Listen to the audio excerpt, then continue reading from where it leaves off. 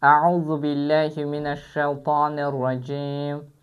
Bismillahirrahmanirrahim. Allahümme salli ala Muhammedin və ali Muhammed və accil fərəcəhum. İmam Səccad əleyhissalam belə buyurmuşdur. Ey bizim şiələrimiz, cənnət gec və ya tez sizin nəsibiniz olacaqdır. Amma onun dərəcələrinə yetişmək üçün bir-birinizlə yarışın. Salamlayırıq əziz, dəyərli izləyiciləri, möminələri. Allahın izni ilə yeni bir mövzuya keçid edirik. Bundan əvvəlki dərsdə bilirsiniz ki, ümumiyyətlə biz nəcasətlər bölməsindən danışdıq. Nəcasətlər neçə dənədir və hər birini ayrı-ayrılıqda sadaladıq. İndi isə keçirik pak edicilər, yəni mütəhhirat deyirlər ona fiqdə. Pak edicilər isə 12 ədəddir, yəni bu 12 şey gələcəkdə ki, onların hər birini sadalayacağıq. Yəni nəcis olan bir şeyi pak eləyər və pak edicidirlər. Birinci növ sudur. Su 4 şərt ilə nəcis olmuş bir şeyi pak eləyər.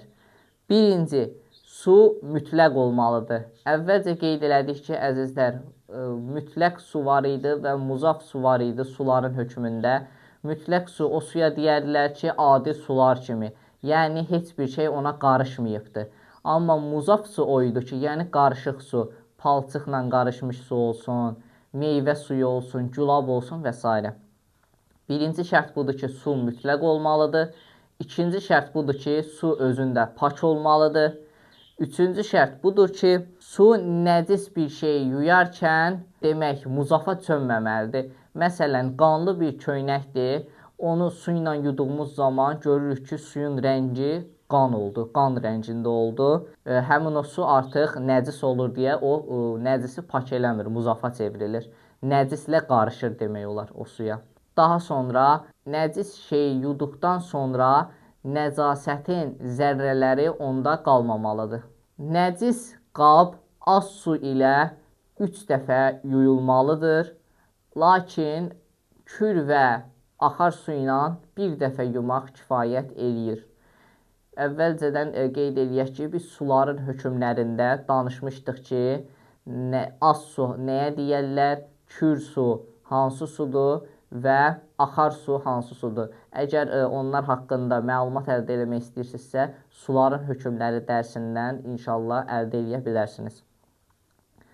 Daha sonra itin yaladığı qab olsun və yaxud da itin ağzının suyunun düşdüyü qab olsun.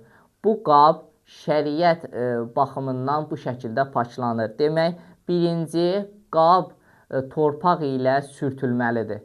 Bir dəfə qab torpaq ilə sürtülməlidir. Ondan sonra həmin o su tökülməlidir ona ki, o torpaq aradan geçsin, o qab torpaqdan təmizlənsin və daha sonra 3 dəfə, demək, ehtiyat lazıma əsasən 3 dəfə də yuyulmalıdır. Qabdır, 3 dəfə yuyulmaq necə olur? İndi onu da gələcəkdə inşallah qeyd edəcəyik.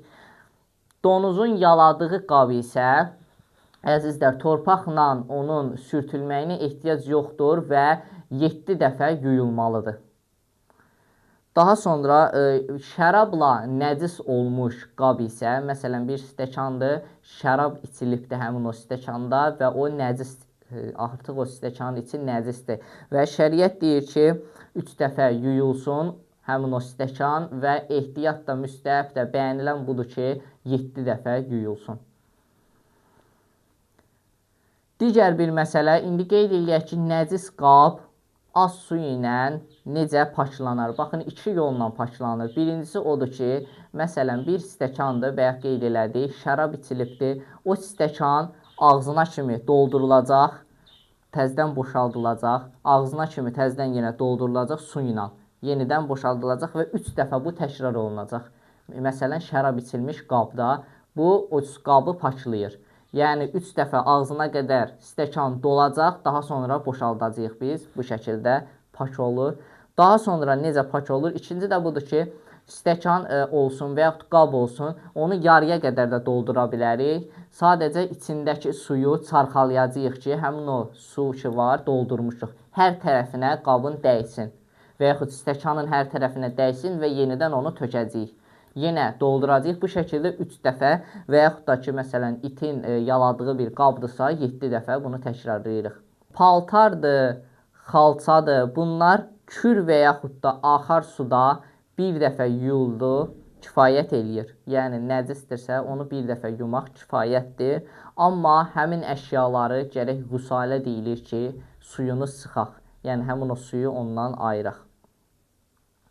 Əgər buğda olsun, düyü olsun və yaxud sabun olsun, bu cür əşyaların zahiri nəcis olarsa, onları suya çəkməklə, yəni onları bir dəfə suda yumaqla paklanar. Digər bir məsələ budur ki, bədən və yaxud da paltar əvvəlcə nəcis olubdursa, məsələn, paltardır, ora bir qan tökülübdür və sonradan o qanın üzərinə yağ töküldü. Bu zaman şəriət deyir ki, birinci o yağı təmizləmək lazımdır, ondan sonra həmin o qan aradan aparılmalıdır, yəni yuyulmalıdır. Başın və yaxud da saqqalın bir hissəsi nəcis olsa, həmin hissə yuyularaq aradan gedir. Hətta bəzi alimlər deyir ki, əgər onun tükü çoxdursa, məsələn, saqqalın tükü çoxdursa, yuduqdan sonra onun dediyim kimi suyu sıxılsın. Nəcis bir şeydən nəcasətin özü getdikdən sonra paklanır. Yəni, əgər onda rəng və yaxud iy qalsa, o problem yaratmaz. Əsas odur ki, həmin o nəcasətin özü aradan getsin. Əzizlər, demək bu paklayıcıların birincisi idi ki, su qeyd elədik. İkincisi isə torpaqdır, yəni yer deyərlər ona. Qeyd eləyək ki, torpaq da ikinci paklayıcılardandır və insanın ayağının altı və ya ayaqqabısının altı torpağın üzərində yeriməklə paklanar. Lakin burada bir neçə şərtlər var ki, birinci, torpaq özü pak olmalıdır. İkinci odur ki, torpaq quru olmalıdır. Həmçinin yer, daş, sement, kərpic və s. bu cür şeylərdən təşkil olunmalıdır.